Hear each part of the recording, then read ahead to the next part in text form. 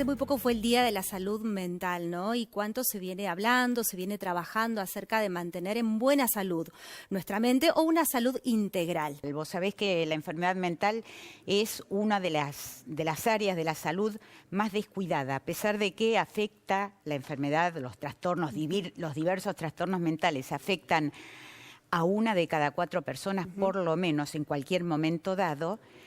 Solo se invierte en salud mental, se calcula en promedio en todo el mundo alrededor del 2%. ¿no? Es que la pandemia ha sido un golpazo brutal para todo el mundo, pero un golpazo brutal. Aumentó brutal, la depresión en jóvenes. ¿no? En jóvenes y en niños, trastornos alimentarios, trastornos cognitivos en el adulto mayor. Ha generado un gran disparo. Ustedes recuerden algo, que la salud mental, o sea, los problemas de salud mental son lejos, aún en situaciones de paz, vamos a decir así, lejos son las afecciones más prevalentes, mucho más que las cardíacas, que las hepáticas. Para el 2030 se espera que la depresión y la ansiedad sea la segunda causa de discapacidad laboral. Podemos decir que el 18% de la población en áreas urbanas como la nuestra puede tener ansiedad o tuvo ansiedad o va a tener ansiedad y depresión. Estaba leyendo, las enfermedades mentales se duplicaron en los últimos 30 años en el mundo. Pasaron de 53 millones de casos en la década de los 90 a 116 millones de casos.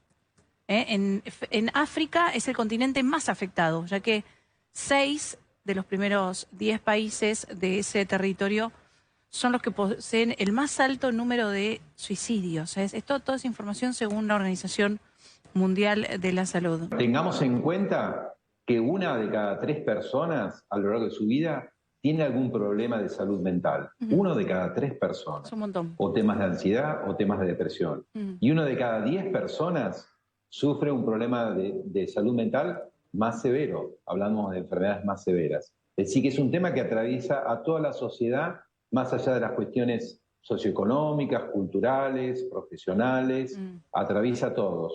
Toda crisis económica supone pérdidas. Y no es solamente pérdidas de recursos materiales, es pérdida del valor emocional de esos recursos materiales, es pérdida de un sueño, de una expectativa, de algo a lo que yo aspiraba, que puede estar representado por algo material, pero que básicamente era una ilusión, una expectativa que yo tenía para mí y para mi familia. Las investigaciones médicas hasta hoy demuestran, y se prepararon unas placas, que las redes sociales tienen en los adolescentes no pequeños, sino profundos efectos sobre la salud mental. Aumentan las consultas de jóvenes, las consultas más comunes, ansiedad, fobias, ataques de pánico, que es lo que mencionaba yo de una manera más sintética. Bueno, signos de alarma, ¿cuándo tenés que prestar atención? ¿Cuándo tenés que realmente hacer una consulta? Fuga o parálisis frente a determinadas situaciones, palpitaciones y angustia, dejan de mirar a los ojos. Esto igualmente también, bueno, ahora lo vamos a hablar con Alejandro, pero tiene que ver un poco con las pantallas y con todo lo que viven los chicos que están más conectados con la tecnología que con las personas de carne y hueso que tienen ahí, con el aquí y ahora. Evitan encuentros sociales, se aíslan. Cualquiera de estos entonces son signos de alarma. Bienvenidos, ¿cómo les va? Esto es Redacción Abierta y como bien lo vieron recién y decíamos, vamos a estar hablando sobre la situación de la salud mental en Córdoba, con una pregunta que se hacen desde los distintos claustros y unidades académicas que lo han organizado, que parece muy simple, pero que dispara mucho para hablar qué pasa con la salud mental en Córdoba. Jaciela Gurijovic es vicedecana de Ciencias Sociales. ¿Cómo andamos? Gracias por estar. ¿Cómo estás? Marcelo Mariscal es decano de Ciencias Químicas. ¿Cómo estamos? Buenas noches. Buenas noches. Por este otro lado lo tenemos a José Páez y Agustín Mondelo, uno es secretario de Asuntos Estudiantiles de Psicología y el otro del Centro de Estudiantes de Sociales. ¿Cómo estamos? ¿Qué tal? Gracias por estar. ¿Cómo te va? Muchas gracias por la invitación. Empiezo por acá con Jaciela para tener un marco general porque más allá de esto que se hace mañana, lo vienen hablando y vienen trabajando muchas unidades académicas sobre la situación de una ley que se sancionó hace 12 años, pero que tiene qué avances, qué retrocesos, qué es lo que se va a charlar mañana en las facultades de Sociales y Comunicación. Bueno, mira, nosotros desde los meses de mayo, junio, nos hemos empezado a juntar distintas unidades académicas, espacios institucionales de las distintas facultades que nos hemos convocado preocupados por este tema, Porque bueno, lo que vimos es, digamos, los pocos avances en relación a la implementación de la Ley Nacional y Provincial de Salud Mental, pero sobre todo lo que vimos fueron los embates contra la ley, ¿no? Hay todo, además de los pocos avances. Además de los pocos avances, digamos, un retroceso por embates. Porque hay 19 proyectos presentados a nivel nacional para reformar la Ley de Salud Mental. Y estos proyectos implican retrocesos en el acceso a derechos. Entonces, bueno, eso fue una primera preocupación muy fuerte, porque la Universidad Nacional de Córdoba tuvo un papel importante cuando se estaba discutiendo la Ley de Salud Mental a nivel provincial, una declaración del Consejo Superior a favor de la Ley Provincial de Salud Mental. Entonces, bueno, no solamente estamos preocupados por la falta de implementación, sino porque también la Universidad Nacional tiene algo para decir en relación a esto, como lo dijo en su momento, porque era una ley de ampliación de derechos. Quédate por ahí porque voy a seguir hablando con el panel. Marcelo, uno dice, atraviesa las diferentes unidades académicas. ¿Cómo se suma químicas o, digamos, cómo se trabaja también? En base a ver esto, ¿no? ¿Qué avances, qué retrocesos, como dice Jasiele, qué embates tiene la Ley de Salud Mental? ¿Cómo se está trabajando puertas adentro de la universidad? Bueno, nosotros un poco el interés comenzó ahora con la pandemia y la pospandemia, ¿no? Todo este proceso de vuelta a habitar nuevamente la universidad y a volver a ocupar los espacios, y encontramos o hemos visto una serie de situaciones realmente muy alarmantes, más allá de la cuestión puntual, digamos, de la ley. Digamos, es un tema que nos ha movilizado a todos los claustros, ¿no? Esto es algo que ha atravesado al claustro docente, no docente, estudiantil. Hemos visto una serie de cuestiones muy complejas durante la pandemia que ha afectado efectivamente y no lo hemos tomado con seriedad. Hemos estado mucho tiempo durante la pandemia haciendo foco en lo sanitario, en los cuidados, por supuesto, era lo urgente, ¿no? Había que superar la situación, pero muchas de las medidas que se fueron tomando durante la pandemia, que eran medidas sanitarias, que, bueno, había que tomarlas para superar la situación, pero que fueron afectando fuertemente, digamos, el aspecto, digamos, de salud mental, y no lo hemos abordado, no lo hemos podido trabajar, digamos, a nivel... ¿Se está llegando a diagnosticar, por lo menos, o por lo menos a tener un relevamiento de decir justamente estudiantes o no? Justamente lo que nos empezó a unir y empezamos estas conversaciones que decía Jasiele fue eso, ¿no? Necesitamos generar un diagnóstico de cómo ha quedado nuestra comunidad universitaria, cómo está nuestra comunidad universitaria luego de este fenómeno que atravesamos, que fue inédito, por supuesto, y de una gran envergadura, ¿no? Entonces, primero... Sí, como decís vos, digamos, voy imponiendo, pasando con los chicos también, porque vos decís comunidad universitaria, y es interesante, porque por ahí se hace el foco, uno dice, bueno, los únicos afectados son los de este sector, pero no. Digo, estudiantes, docentes, trabajadores no docentes también. Bueno, ¿cómo lo ven ustedes? ¿Agustín? Bien, en nuestro caso, como vos mencionabas recién, Martín, es una situación claramente interclaustro. Desde nuestro posicionamiento como centro de estudiantes de la Facultad de Ciencias Sociales, constantemente durante la pandemia y con la vuelta a la presencialidad hemos visto distintas situaciones de los estudiantes, que es en última instancia el claustro al que nosotros representamos, de distintos tipos de ansiedades o manifestaciones con respecto a distintas necesidades de ser usuarios de salud mental.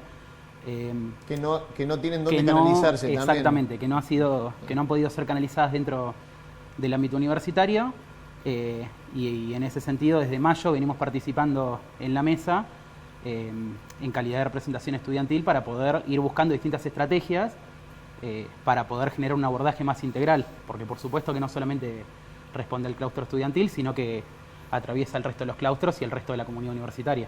José, ¿cómo lo ves vos? Teniendo en cuenta eso también, ¿no? Esas demandas que no encuentran un cauce por dónde ir, cómo trabajarlas, bueno, algo tan importante como es la salud mental, ¿no? Mira, desde mi lugar, digamos, desde el espacio de trabajo de la mesa, digamos, y los encuentros que ha posibilitado y los diálogos de esto, justamente poner en común problemáticas que tienen que ver con la salud mental, bueno, ha servido como para triangular perspectivas, digamos, y poder justamente validar también incluso cuestiones que tienen que ver a las demandas de estudiantes que llegan a las Secretarías de Asuntos Estudiantiles, que tienen que ver con, por ejemplo, esto que traía él, vinculados a ansiedades, situaciones por ahí de ataques de pánico, digamos. Eso tiene que ver con la forma en que nosotros se nos presenta a nosotros la problemática, digamos, y al menos a nosotros como institución educativa que somos, tratamos de justamente que sea un abordaje que tenga que ver en ese sentido, ¿no? Lo que hemos tratado de hacer tiene que ver con ayudar a estudiantes en este retorno a la presencialidad, porque como bien decía Marcelo recién, ¿no? Hubo un foco puesto en lo sanitario, ¿no? Pero sin duda que el retorno a la presencialidad de la universidad supone un desafío de volver a encontrarse con instancias de socialización, de sociabilidad, de exigencias, ¿sí? Que, bueno, en el claustro estudiantil requieren, digamos, de un acompañamiento más puntual. Y eso, bueno... Con respecto a eso, porque están coincidiendo los dos, que hay ciertas demandas, pero también todavía no hay un diagnóstico, digo, de cómo afectó, sobre todo eso que nos afectó un poco a todos, ¿no? La pandemia en los estudiantes. A ver, ¿qué perciben ustedes charlando con los estudiantes o los que se acercan o no? ¿Está reflejado o cuando uno abre un poco las puertas va a ser mucho más la cantidad de gente que se acerque a preguntar? ¿Cómo lo ven? Digo, en percepción, no estoy diciendo que me den un diagnóstico, ¿no? Bien, yo considero que es muy pronto quizás hacer una evaluación de impacto recién estando volviendo a la presencialidad. Entonces me parece muy precipitado poder hablar ya de ese tipo de evaluaciones. No obstante, si uno abre las puertas y va excavando y va conversando, como lo hacemos nosotros del Centro de Estudiantes, se va ramificando y masificando constantemente, ¿no? Esta cuestión de las ansiedades ante los exámenes. No nos olvidemos que venimos de 2 años de ingresos a las facultades que fueron de manera virtual. Hoy la presencialidad supone otras lógicas, otras articulaciones, otras experiencias que las personas que lo hicieron durante estos 2 años virtuales no la han tenido. Entonces, bueno, volver otra vez, por supuesto que tiene sus distintos condimentos, y ahí sí uno puede localizar las manifestaciones que nos llegan constantemente a los centros de estudiantes, en el caso nuestro, o a las Secretarías de Asuntos Estudiantiles. ¿José? Muy en la misma línea. Sin duda que las Secretarías de Asuntos Estudiantiles tienen una... Digo, puntualizando una cosa que también es interesante que dice Agustín, porque estaba por ahí durante la pandemia la demanda de aquellos que estaban en cursos altos por el tema de las prácticas y demás, pero el tema del ingreso de chicos y chicas que hicieron ese paso a la universidad y que entraron de manera virtual, en algunos casos, bueno, puede haber sido tranqui, pero en otros más complicado, digo, el tema del ingreso y estar en la presencialidad y tener que ir a la facultad, sobre todo en aquellos ingresantes, ¿se ve más o no? ¿O es una cuestión de prejuicio mío nomás? ¿Cómo lo ven ustedes? Coincido por ahí que es difícil hacer apreciaciones que sean como taxativas. Acá en tal lugar está más focalizado. Claro. Sin duda que uno puede como especular, conjeturar, digamos, de que, bueno, quienes han transitado un primer año y un segundo año de manera virtual y hoy están transitando un tercer año y van a, por ejemplo, a rendir instancias de finales, por ejemplo, bueno, es una experiencia que va a cambiar respecto de sus años anteriores y que va a ser la primera vez que la transitan. De hecho, por ejemplo, en la Secretaría de Asuntos Estudiantiles estamos pensando actividades de cómo acompañar ese momento de acercamiento a los exámenes finales, justamente porque, bueno, son estudiantes que recién, si bien son hace 3 años estudiantes de la facultad, por ejemplo, bueno, la lógica ha cambiado, como bien mencionaba acá él. No sé, que estaba viendo, repasando el programa para mañana, una de las mesas tiene que ver con salud mental y comunicación, que nos compete a nosotros, a los medios. En este programa, digamos, podemos hablar, somos bastante autocríticos, no hay ningún drama, digamos. Se va a subir todo, digamos, el contenido justamente, pero quería retomar una situación, por ejemplo, de salud mental y comunicación, que a veces, por viralizada y por popular y porque las redes atropellan todo, termina replicándose de una manera poco cuidada en los medios de comunicación. Nos hacemos cargo de la parte que tenga en la que tengamos que ver y lo que tengamos que corregir. Hicimos un compiladito de una situación, a ver si la recuerdan. En 2019, un hombre que había sido paciente psiquiátrico se estaba bañando desnudo en la Fuente del Perdón, ahí al frente del Patio Olmos. Bueno, obviamente la reacción de todo el mundo fue filmar. Después cómo se levantó, cómo se reflejó eso. Lo vemos y lo charlamos acá. Uno de los lugares, más transitados y conocidos de Córdoba capital. De repente la sorpresa de todos. En la Fuente del Perdón, sí, mucha sorpresa. Y sobre todo para aquellos que tenían su celular a mano, que eran prácticamente todos, que comenzaron a grabar a este hombre que no dudó en desnudarse y meterse a la Fuente del Perdón frente al Patio Olmos, una zona súper transitada y muy conocida. Centro de Córdoba capital. Sí, tremendo. Y así comenzó a reflejarse, completamente desnudo. A ver, lo que todos quieren saber es si el hombre estaba bajo los efectos del alcohol o de las drogas. No se sabe, aparentemente solamente tuvo calor ayer a la tarde en pleno centro de la ciudad de Córdoba, en la Fuente del Perdón. Este hombre no tiene ídem. Por estas horas, la imagen de este hombre bañándose en la Fuente del Perdón ya debe ser uno de los videos más compartidos entre los cordobeses, porque todos estaban allí tratando de captar con sus celulares la inusual imagen. Una escena que la recordarán, ¿no? Y la familia después pidiendo que por favor no bajaran estas imágenes.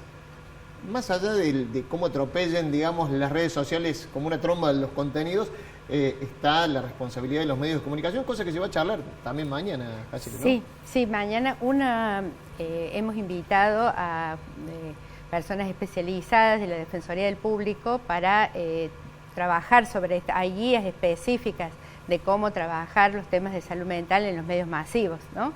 Y también, como una cuestión pedagógica a la comunidad en general, de cómo tratar estos temas, de no ironizar, no discriminar, no perseguir, no rotular. Hay unas guías importantes, elaboradas, con mucho cuidado, de cómo tratar estos temas, porque estigmatizan, reproducen estas ideas en relación al padecimiento psíquico, discriminando, segregando, etiquetando. Entonces, a veces por no perderse un contenido que puede generar muchos likes o clics, o lo que sea, entra y se analiza poco, ¿no? Sí, y destruyen la dignidad de una persona, que en un momento particular tiene una crisis, tiene una situación que lo lleva a actuar de determinadas formas y lo estigmatizan de una manera realmente brutal, ¿no? Esa es una de las cuestiones que queremos trabajar en relación a salud mental y comunicación. Y la otra cuestión también la mesa central, viejos y nuevos desafíos en el acceso a los derechos. Una tiene que ver, ¿no?, con esto, y también tiene que ver con una preocupación muy fuerte porque en las estrategias comunicacionales también, vos recordarás, por ejemplo, cómo se trabajó el caso Chano, por decir. Por ejemplo. Donde, también han sido muy funcionales a esto que yo les decía, a reformar la ley de salud mental, que no en la dirección de ampliación de derechos, sino todo lo contrario, ¿no? Entonces, reseñale un caso puntual, porque por ahí el que no sigue la discusión dice, cuando ve ciertos casos, el sentido común dice, no, hay que reformarla porque la ley no sirve, era lo primero que se escuchaba. Claro, ¿no? Por ejemplo, y muchos de los especialistas coinciden en que la ley está buena y es de avanzada y tiene un montón de aspectos que no se han aplicado. Hay algunas cosas, algunas maneras de tratar el tema en los medios es haciéndole decir a la ley cosas que la ley no dice. Por ejemplo, que no se puede internar. Y la ley dice que sí se puede internar. Claro. Lo que se tiene que hacer es internar con todos los cuidados y protección de derechos, pero hay internaciones involuntarias. Eso se discutió muchísimo con el caso Chano, porque decían, planteando los familiares, diciendo que no había forma de resolver este tema porque la ley prohibía las internaciones, y eso no es así, Entonces, una de las estrategias comunicacionales muy fuertes ha sido hacerle decir a la ley lo que la ley no dice, ¿no? Y otras, directamente, favoreciendo la presencia de algunas corporaciones que se favorecen, con esta restricción de derechos en temas de salud mental. ¿Por ejemplo? Bueno, hay algunas digamos, instituciones psiquiátricas, digamos, que plantean que siguen sosteniendo el encierro como una forma de atención a las problemáticas de salud mental. O sea, una cuestión meramente económica. Claro, de mercado, sí. Bien. Entonces, bueno, eso a nosotros nos parece que poner el tema de los medios en el debate público para un poco revertir estas estrategias que han sido funcionales en algunos casos. Vuelvo a lo que hablaba, no sé si querés agregar con respecto a algo del tema mediático. Con este Marcelo. caso, y que justo lo mencionaba, viste, una de las notas de los recortes que hicieron, también está ahí muy vinculado el tema drogas, al tema, que es un tema a nosotros... Sí, fue en lo primero que estigmatizó uno de los conductores, alcohol, ¿no? Y demás. Bueno, es un tema que a nosotros también, desde nuestras disciplinas, nosotros formamos farmacéuticos y tenemos muchos estudios también en toxicología y demás, y también nos interesa mucho ese aspecto, digamos. De hecho, en la mesa, esta que hemos conformado en la universidad, participa nuestro Centro de Información de Medicamentos, porque también nos interesa mucho hacer este relevamiento de cómo ha impactado o cómo ha aumentado luego de la pandemia el consumo de muchos medicamentos, algunos muy puntuales, como por ejemplo el clonazepam, algunos psicofármacos, el mismo paracetamol, digamos. Entonces ahí también, digamos, hacemos un abordaje ahí interdisciplinario con esto y que está muy ligado a todo lo que luego termina transmitiéndose, ¿no?, comunicacionalmente. Totalmente. En ese diagnóstico que por ahí falta hacer también estaría eso, ¿no, sí, Marcelo? Claro, efectivamente. Sí, no, lo que quería en relación a lo que vos habías preguntado antes, me parece que las jornadas de mañana son esta invitación a reflexionar colectivamente, ¿no? Porque la pandemia fue un trauma colectivo, claro, que necesita una superación también colectiva, de discusión, de restablecer los lazos, de compartir, de acompañar. Entonces, creo que las jornadas de mañana tienen que ver con esto. Una de las ideas fuertes, digamos, que nos convocó es esto de no despandemizar tan rápidamente, claro, no en el sentido de salir de la pandemia, sino que, bueno, todo lo que nos dejó, digamos, exacto, no podemos pasar la hoja como si acá no hubiera pasado nada, con la cantidad de muertos que hemos tenido, con el sufrimiento, con el confinamiento, digamos, todo eso requiere de que lo pensemos colectivamente, que pensemos estrategias también de superación colectiva, ¿no? Más allá de, por supuesto, las cuestiones que tienen que ver con cuestiones singulares, particulares de las personas, pero bueno, este trauma colectivo tiene que ser pensado colectivamente y la universidad no puede estar ajeno a eso. Y si uno, vamos, volviendo a lo que decías al principio cuando empezamos la charla, si uno pone el foco, por ejemplo, en Córdoba, digo, hace algunas semanas el Colegio de Psicólogos daba un diagnóstico, por lo menos bastante amplio, de cómo veían la situación de la salud mental en Córdoba, los dispositivos que hay, los que no, y marcaba varias cosas. A ver, digo, preocupación por el presupuesto, digamos, que había en los centros de salud municipal, la falta de lugares de atención para jóvenes, en ese universo que queda ahí al medio entre los 14 y los 17 años, sí, porque los hospitales de niños, por ejemplo, atienden a chicos de 0 a 14 años y ya después pasan a la atención de adultos de 18 años en adelante. Pero y hay una franja que está... Hay una franja que está muy... ¿Qué se puede trazar del panorama en la provincia, Raquel? Bueno, nosotros esto también es algo que pues, lo hemos conversado mucho porque, bueno, frente a estos desafíos que implica, bueno, como vos planteaste en el informe que hicieron, la OMS plantea, bueno, cómo la salud mental es prioridad en esta nueva situación socioepidemiológica, sociosanitaria, y bueno, en realidad lo que hemos visto nosotros en relación a la provincia es que muy lejos de invertir más en salud mental se ha restringido el presupuesto. La recomendación... ¿Ha pasado de sí, cuánto, sí, cuánto más o menos lo tienen? Sí, lo tenemos estudiado.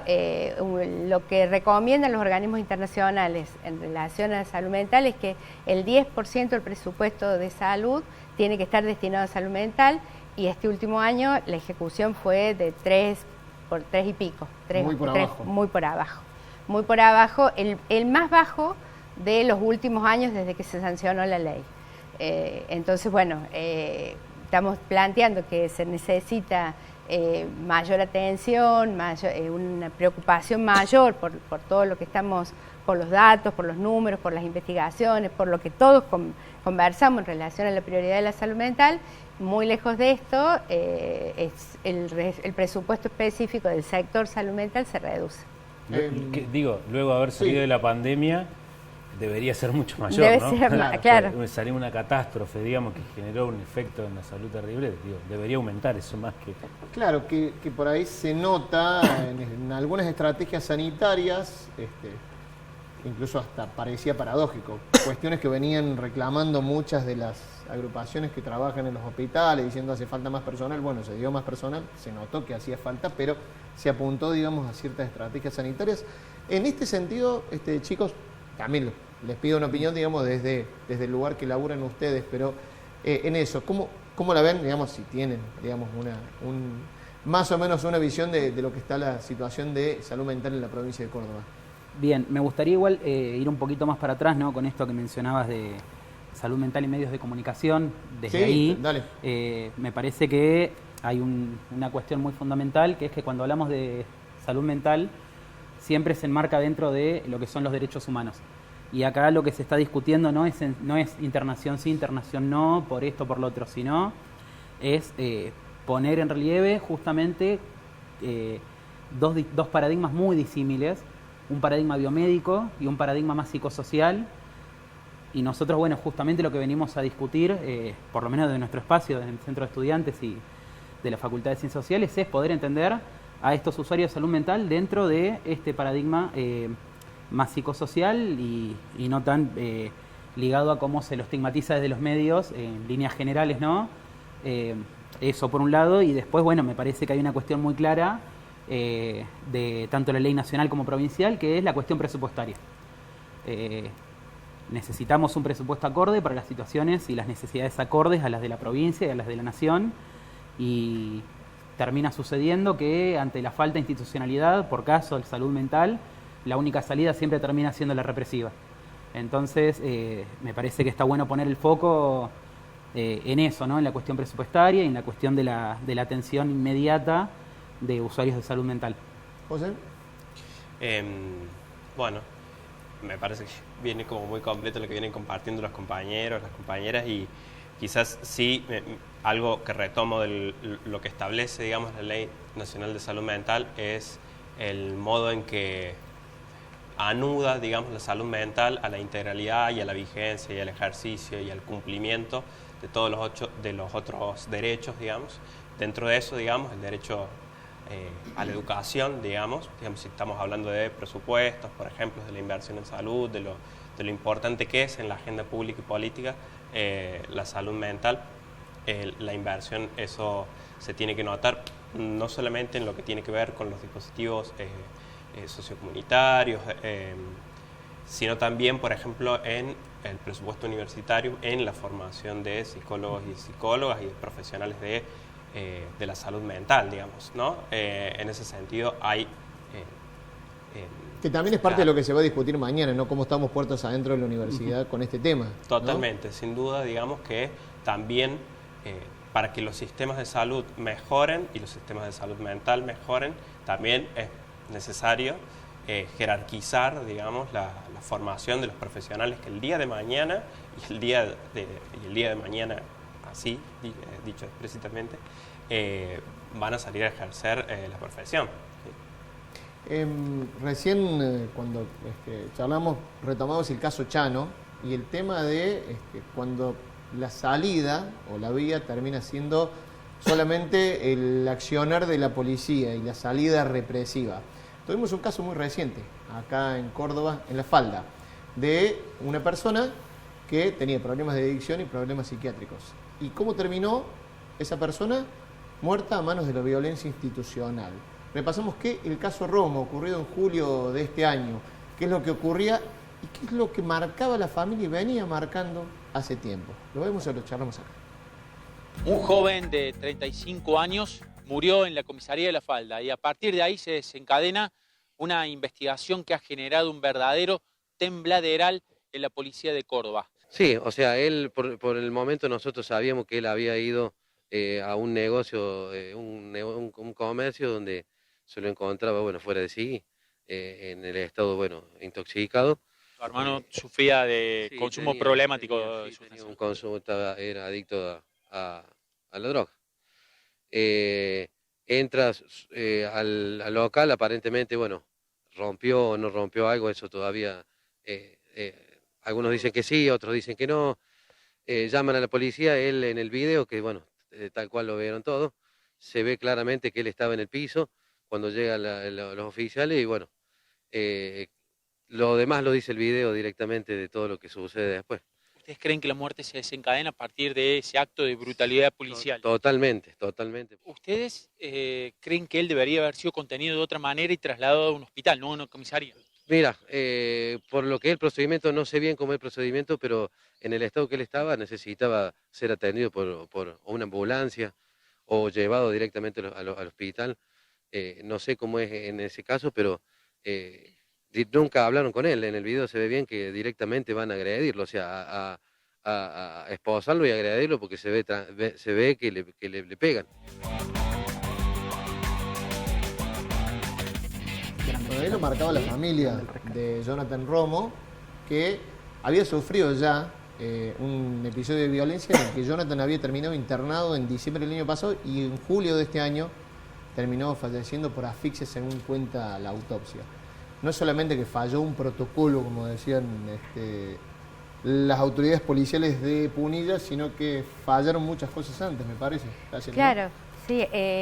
O sea, lo que vemos ahí es una persona con un sufrimiento psíquico muy grande, digamos, que requiere una atención específica, profesional, de contención. Esta persona estuvo 48 horas, más lo que ya venía padeciendo, pero estuvo 48 horas en una situación de mucho sufrimiento, porque eso es lo que, cuando una persona está en crisis, lo que tenemos que pensar es que está sufriendo, claro, sin recibir atención, y la única respuesta que recibe es una respuesta represiva, violenta, que termina con la muerte de Jonathan, ¿no? Y esto... Quiero focalizar porque en ese momento, a veces la discusión también un poco, por momentos se acható, en decir, bueno, ¿están capacitados o no los policías para tal o cual situación? El tema es que no es si están capacitados o no, que es importantísimo, digamos, que los policías sí, hay un protocolo de actuación específico, pero también hay dispositivos anteriores que tienen que funcionar, ¿no? Sí, o sea, la atención en salud mental es intersectorial, ¿no? Claro. O sea, tienen que estar varios sectores involucrados en la atención, pero la primera es la atención específica del sector salud mental. Claro.